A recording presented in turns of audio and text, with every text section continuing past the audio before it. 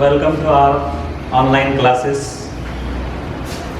Today we are going to learn the very first chapter of first unit 1.1, A Teenager's Prayer. And the poet of this poem is J. Morse. Before we start, I must tell you something about this online class. First of all, this online class is quite different from our regular classes, because in our regular classes we have to carry out various activities, we get ample time to carry out those activities, but here we have time limitation. हमारे पास यहाँ पर time limitation होने की वजह से हमारी ये जो क्लास है, ऑनलाइन क्लास या रेगुलर क्लास से बिल्कुल ही डिफरेंट होगी. इसमें हमको ना चाहते हुए unwillingly will have to use lecture method here. तो आप इसको सुनिए, समझिए इसको, और आफ्टर क्लासेस प्रैक्टिस इट. तो let's start a teenager's prayer 1.1. It has been written by J. Morse. Let me summarize this poem first. As the title says us, this is a prayer by a teenager. You all know what teenager is. Teenager means a person who is between 13 to 19 in age, and that person is praying to God. Or what is he praying? The poem says, each day brings new beginnings. Decisions I must make.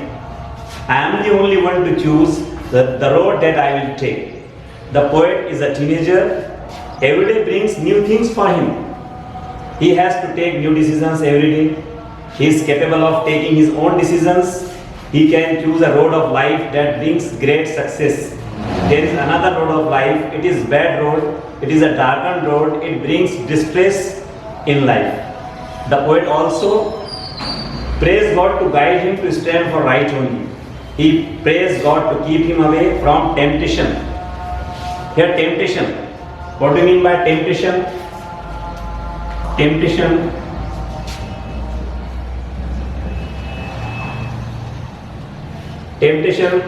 is a word which means someone is attracting you towards himself, towards herself, towards a particular thing. Generally to misuse your abilities, generally to exploit you. That is temptation. So you must not fall prey to temptation. आपने temptation का वहाँ पर शिकार नहीं होना चाहिए. इसलिए teenager की वहाँ पर प्रेयर है कि वो किसी तरह के भी टेम्पटेशन से तो आप उसको नुकसान ना उठाना पड़े. यहाँ पर एग्जामिनेशन पॉइंट ऑफ व्यू से एक बात हम सीखते हैं. From examination point of view एक पोएम की इंपॉर्टेंस क्या है? उसका इंपॉर्टेंस ये है कि एप्रिसिएशन पर बेस्ड एक क्वेश्चन आता है एग्जामिनेशन में. वो क्वेश्चन होता है 5 मार्क्स का. 5 marks out of 100 there is a question of 5 marks which is asked in examination. That is called appreciation of poem. And that question is based on these points. The first point is title. Second point is poet. Third point is rhyming scheme.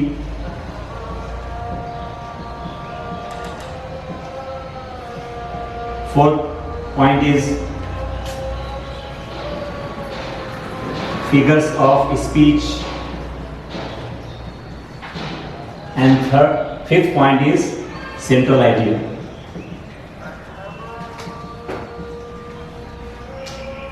What you have to do? You have to write title. For example, the title is a teenager's prayer. If you write this, you will get half mark. अगर आपने इसको लिख लिया, आपको इसके half marks मिलेंगे. Poet का नाम जो ऑलरेडी दिया होता है वहां पर सिर्फ आपको कॉपी करना. You have to just copy that name. आपको कॉपी करना है, आपने कॉपी करके नाम लिख लिया जे मोड्स, आपको हाफ मार्क्स उसका एग्जाम में मिलेगा। Then rhyming word, rhyming word आप जानते हैं राइमिंग वर्ड डिफरेंट होता है, राइमिंग स्कीम डिफरेंट होती है।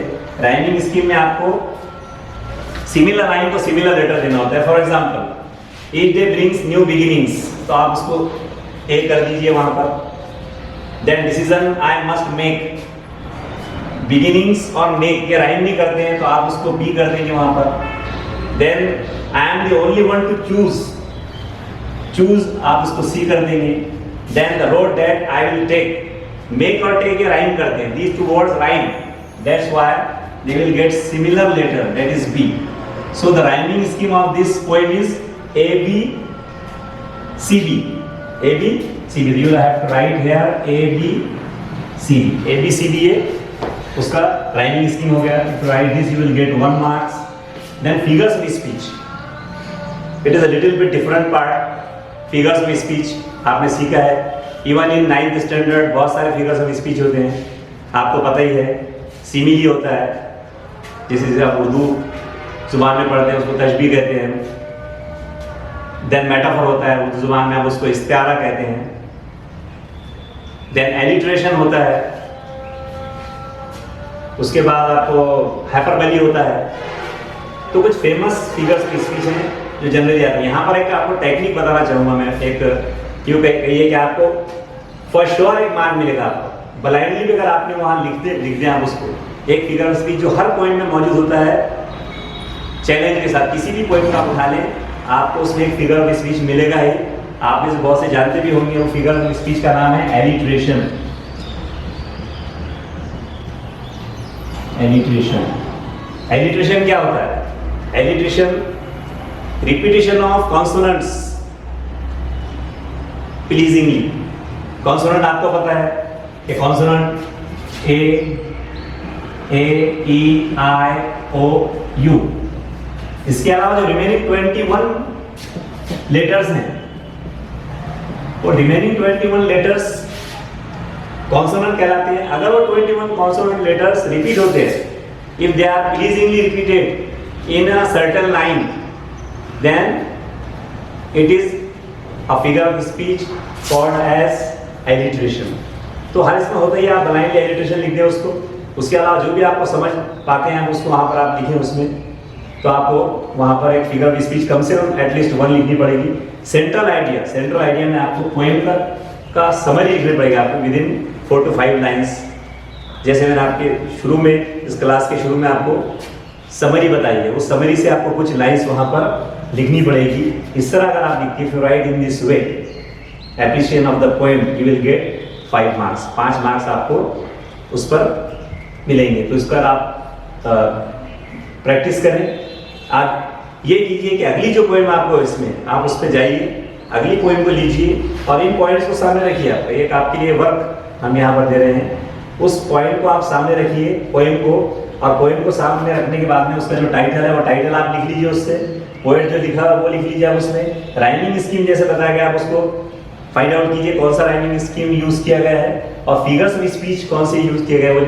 अगर आपको फिगर ऑफ स्पीच में अगर कोई प्रॉब्लम आती है, if you find it difficult to identify the figure of speech, हमारे व्हाट्सएप ग्रुप पर आपको डालिए उस फिर सर ये फिगर ऑफ स्पीच मुझे समझ नहीं आई, हम उसके बारे में आपको उसको कोई ऑनलाइन मटेरियल आपको देंगे, या उस पर आपको उसका आंसर हम आपको व्हाट्सएप पर बता देंगे। आपकी जो भी ऐसी क्यूरीज है आप वहाँ पर हमको पूछ सकते हैं। तो इसका ख्याल रखिए, बहुत इंपॉर्टेंट क्वेश्चन होता है।